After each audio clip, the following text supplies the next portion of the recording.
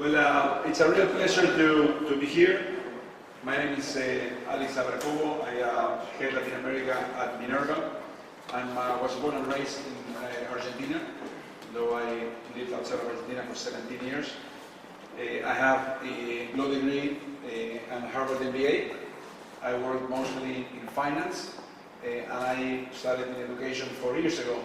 So I think I'll be providing you guys a very different experience than a traditional educator. My focus is here to do 4 things. One is to give you just a one-pager of where U.S. higher education is today, some basic stats. Then give you a brief overview about Minerva so you know what I'm talking about. Then I'll build upon Charlie's comments and actually provide some trends about where I see the future of education happening.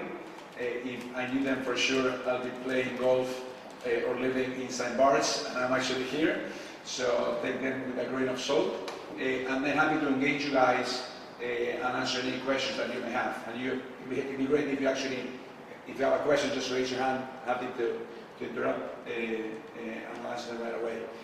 We are honored to have some Minerva students in the crowd as well. So if at one point I say anything that is not correct, please do not correct me. Okay? And then we can talk about it later. Okay? So part 1, it's just a quick slide of where U.S. higher ed is today. School books and tuition increased 197% in the past 20 years. Inflation was around 50%. This is the U.S. This is outrageous. How much do you think car prices increased in the past 20 years? Any guesses? Decreased? Maybe They went down. 2% increase. Good call. Clothes. Clothes? Also went down. They went down. 5%. So higher ed is up 197%. Textbooks 208%. So it's basically a ripoff. Is there anything close to that? Was that? Anything close to that rate? No, there's way of life, and I'm happy to provide information as out of the World Economic Forum. Then, when you add into that you guys show up to class and then you just get an A. 50% of students get an A at Harvard, 60% at Yale. So it's just basically showing up. But then on the other hand, you see chief academic officers think that their students are very well prepared for today's jobs. But then you see that only 11% of CEOs agree with them. So what is happening? This is a Gallup poll 2 years ago. So you're actually paying a shitload of money, spending less time studying, you just show up and get an A, and then you finish a 4-year degree, what you learn, if you learn something, is almost worthless, so to speak. No? So this is just to put a sort of an overview of, and this is all public information. So what have we done about it at Minerva? And I want to briefly provide an overview and then open up for you to questions. We want to provide you guys with a global experience, and that comes of 2 sides that you see right now, partly with practical knowledge, something that you can apply to. So when you're saying where the future is going with education, for you guys to learn skills that you can apply in the real life, something in theory. Then we provide active learning, which is you guys are engaged in the Minerva class. It's not a lecture, it's not what I'm doing right now, so I'm probably soon start calling upon you guys, because that's the way you actually get engaged and really absorb what I'm saying. And then we provide accessibility through our pricing and our scholarships. So, briefly, you guys live in 7 cities at Minerva. 1 year in San Francisco, 2nd year in Asia. We just reached the order. Then Berlin, Buenos Aires, and then last year London and Taipei. So you basically live in 7 cities during the 4-year program. And then the second part of the international focus is that most of the students are international. I went to Harvard. How many international students were in my class in Harvard 20 years ago? How many are in Harvard today? guess 20%. Anybody else? Come on, guys. 4 p.m. Saturday, we're here. 1 to 21%. 10%. Okay, fair enough. 10%. Wow. There's a limit to which how many international students, the Ivies, and actually most of the schools, they can admit. I have a funny story. I always like to tell a short story. When I went to HBS, I was recently married with a small baby, and I have a Spanish guy that lived in the dorm just behind my flat. So he used to ask me to basically walk my daughter in the park, in the campus. He said, Juan, what you really want to walk? Just with a stroller, walk my daughter. No, I really want to help you guys. You're married and you're studying, you're stressed. Come on, dude. What's the issue here? Okay, the fact is that if I'm going with your daughter, she's blonde and blue eyes, other women will ask, is that your daughter? And I'll say no, but I have a conversation.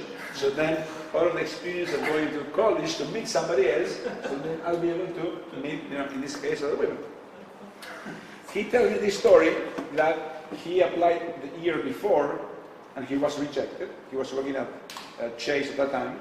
So he went to speak with the director of admission and asked, why was I rejected? Should I reapply? And she said, well, there were already 4 Spaniards. You were the 5th, so I could admit you.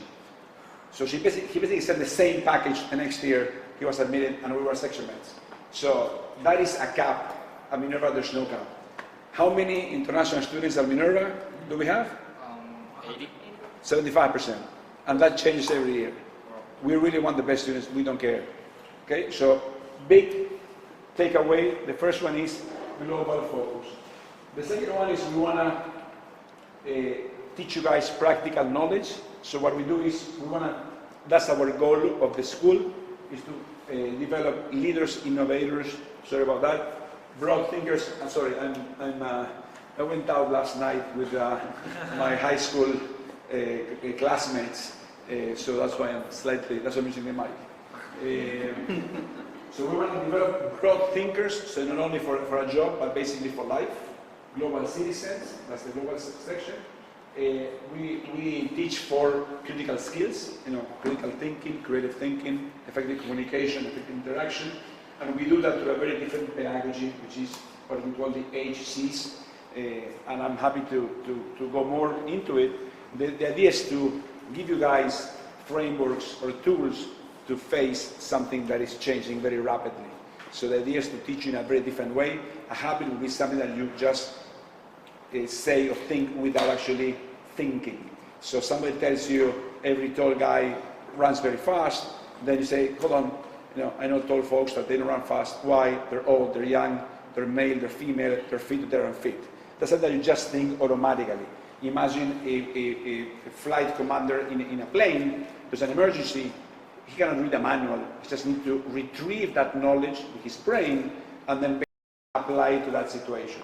So we basically try to give you frameworks in your brains, because that is already known for the past 30 years by the science of learning, how the cerebro, the brain works, stores information, and then retrieves it. So very, very different. Alex, Yep. can you give one example of a framework, like a model? The frameworks are these tools. These are these 4 skills. We open them up, because how do you teach critical thinking? So you teach them basically, we open each of them in 3 or 4 layers, and then to that we apply the 8 C's that we're teaching. So in the first year only you learn 115 8 C's. And basically the idea is for them to give you these tools. How would you think, how you teach thinking critically? Well, one is weighting information, for example. So we're opening up por capas, per layers to teach it. So first part, global focus. Second part is technology.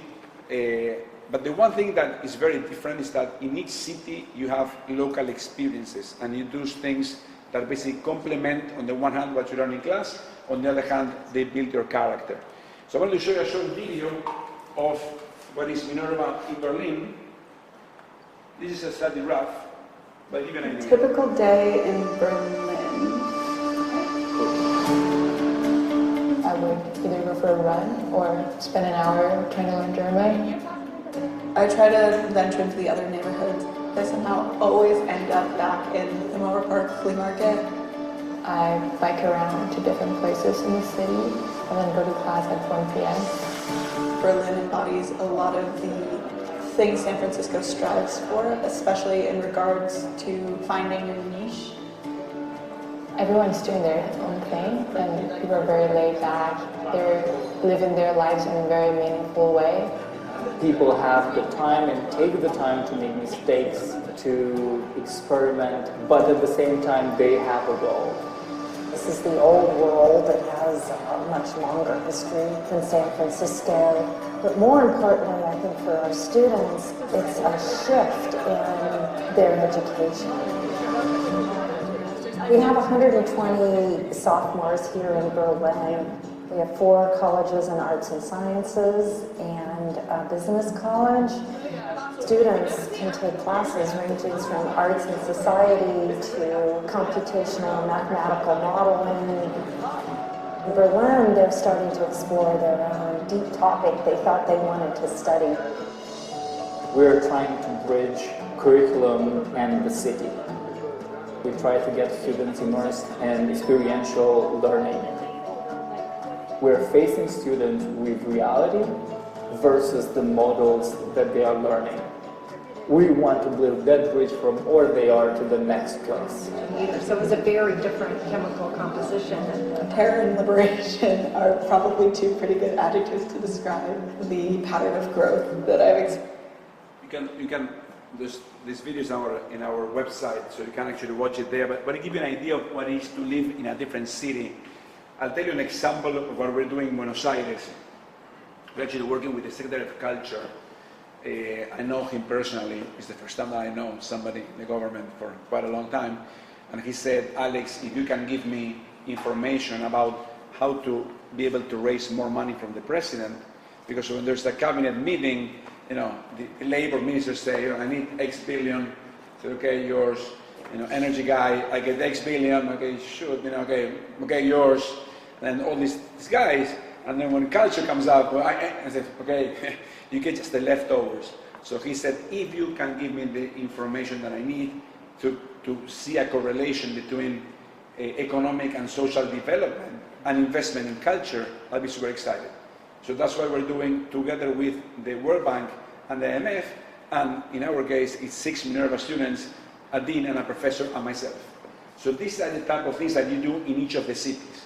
Practical knowledge, taking into account what you learn in class, but also learning about and immersing into the city.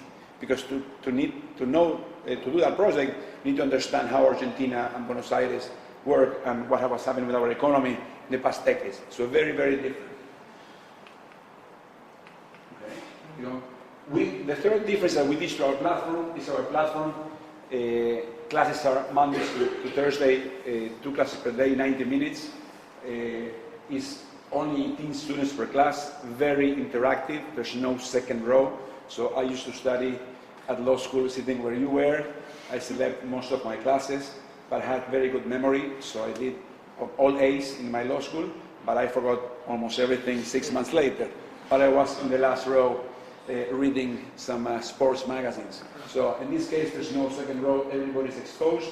The professor can see your faces in green, yellow, red, or yellow, depending on how engaged you are in the class. Why? Because if you are engaged, it's basically you are actually learning and absorbing. If not, you're not. And this is the professor basically checking the tape of the class. So then, this is Guillaume for Belgium. The professor just basically typed what Guillaume has done in the past week. Guillaume spoke, Guillaume typed comment, Guillaume thumbs up, he raised his hand, and then he puts a grade in each of his interventions. Why does he do this? Because we know that constant feedback gives you that idea of what you learn, what you know, and what you don't know. So it's very different. And I'll tell you another story, very short one. I like stories. My first semester at Harvard, I flunked macroeconomics, or what's called BIGI, Business, Government, and International Economy. So I actually printed my exam And when I went to see the class delegate, said, you know, I actually flunked this class. She read my exam. I said, you know, this is actually really great. It's about Venezuela. So then I went to see the professor, which I hadn't seen in the whole semester. And I said, you know, Professor Deborah Spar, you know, get that name in your heads. Professor Deborah Spar flanked me. And she said, well, Alex, you know, your exam was not that great. And I said, well, gee, you know, this is my exam, you know, like 40 pages. This is Vari's exam, you know, 15 pages. I covered all her points plus, you know, 20 more points. And she said, wow, gee, you know, you're right. You know, your exam was actually not that bad. It's actually good. Okay, so, you know, what do we do now? Well, you know, your class comments were not that great. And I said, well, gee, you know, I'm slightly obsessive, as you might already have guessed. So I took notes in each class about a comment I made. It was a good comment. I put, you know, the date, the class, the comment, and I would actually auto-rate my comment. So if I said something and the professor said, great comment, Alex, and put it in the blackboard, I said, yes, you know, 7 or 8. If I said, well, I believe that, blah, blah, blah, thank you, or next, then I say, okay, that's a 2 because nobody paid attention to my comment. So I opened my notebook and said, you know, which, and I said, you were slightly rusty. What is rusty? Like rusty, you know, your English was not that great. Okay, which of my 650 comments was rusty? So she turns all red. I'm so sorry, Alex, I don't know, but I needed to, I don't know. And you know, I couldn't repeat in a public environment what I was thinking when she was saying this, but that was the way she was graded. At Minerva, we grade you guys after every class, every comment you make within a week. And then the last difference is cost. Cost 25%, sorry, tuition less than 40% what an Ivy League cost. Why is that? Because we don't have a campus. There's no, you know, now I'm slightly more chubby, but I used to work out, not your dancing, but I used to work out, and the gym at HBS was like a four-season gym. Squash courts, you know, running, you know, pool, and all that. Do I need that? No, I was paying for that. How many games do they play at Harvard's football stadium per year? 60,000 folks sit there. How many games they play per year? Like 8. Right in the money. 8 games per year. Right in the money, right? Good for you.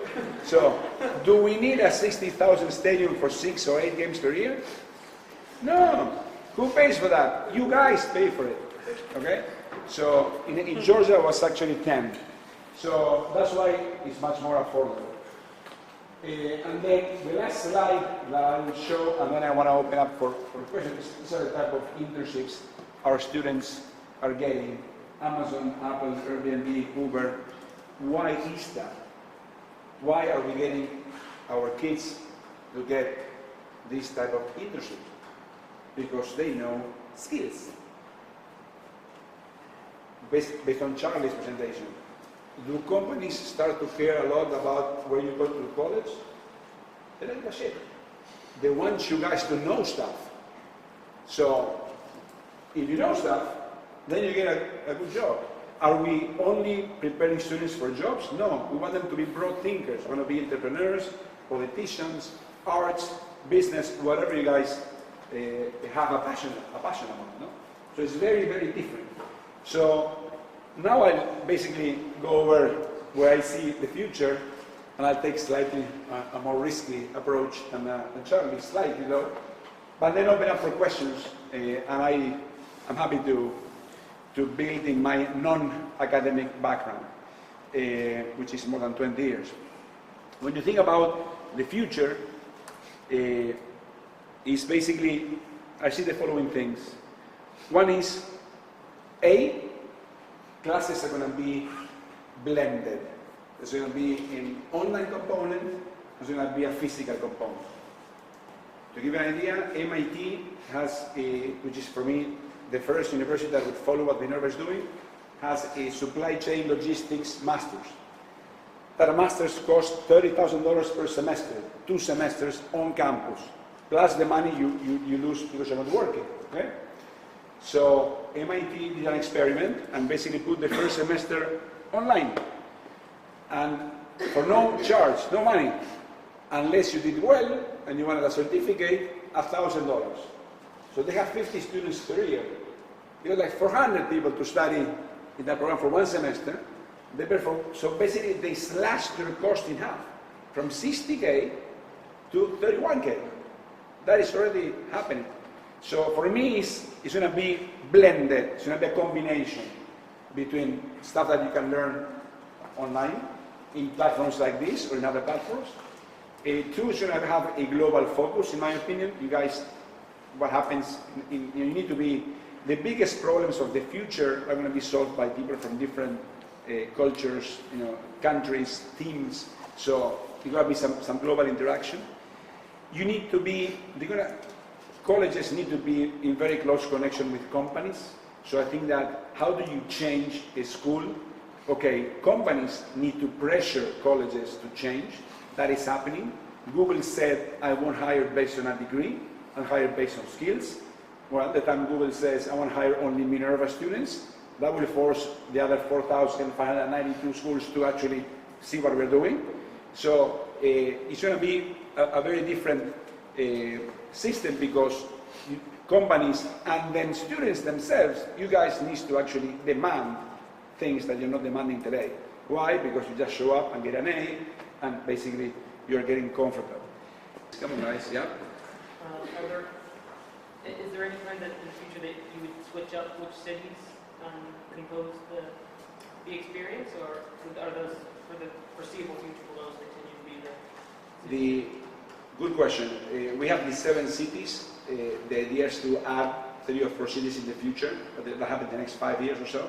Probably add 1 city in Africa, probably add another US city in New York, another one in Latam.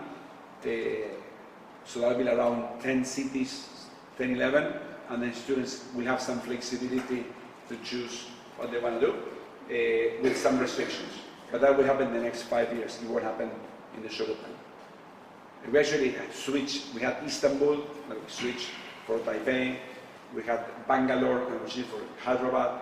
So there's a lot of analysis behind each of the cities. Now let me ask you a question. How many human hours are behind Minerva's 90-minute class? Again, 2 classes per day, 4 days a week.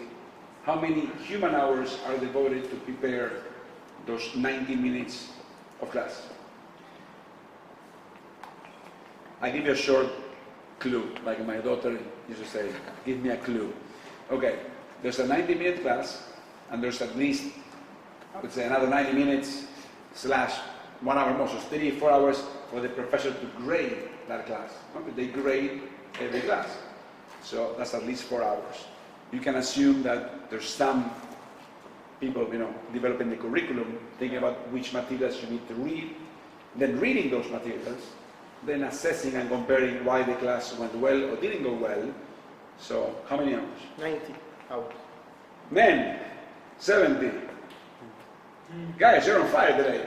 Was that the chipas or what happened? It was very close. Good. So there's a lot of brain behind your 90 minutes of class. So, what else? Another question, yeah. What about, I have read that there's some scholarship, but what about the scholarship for instance, if you're travel from Buenos Aires to San Francisco, for students who don't have all the resources to pay all the plane tickets, all the accommodations, and also the fee that had to pay to Minerva each year?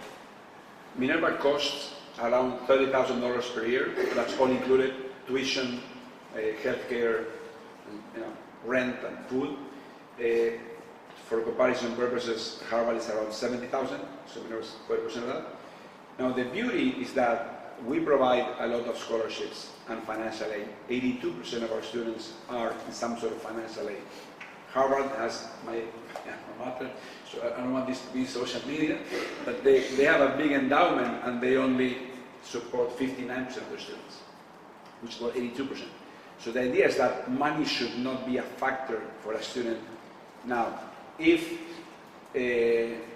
just to avoid, the Forbes richest list was just published a couple of days ago, Eduardo Eurnequian who is a local business person, was listed with 3-point-something billion just behind the Bulgaronis.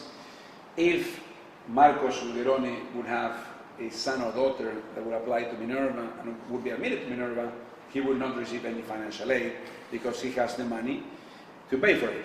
So we actually provide financial aid only based on need, not on merit. So I'll tell you a short story.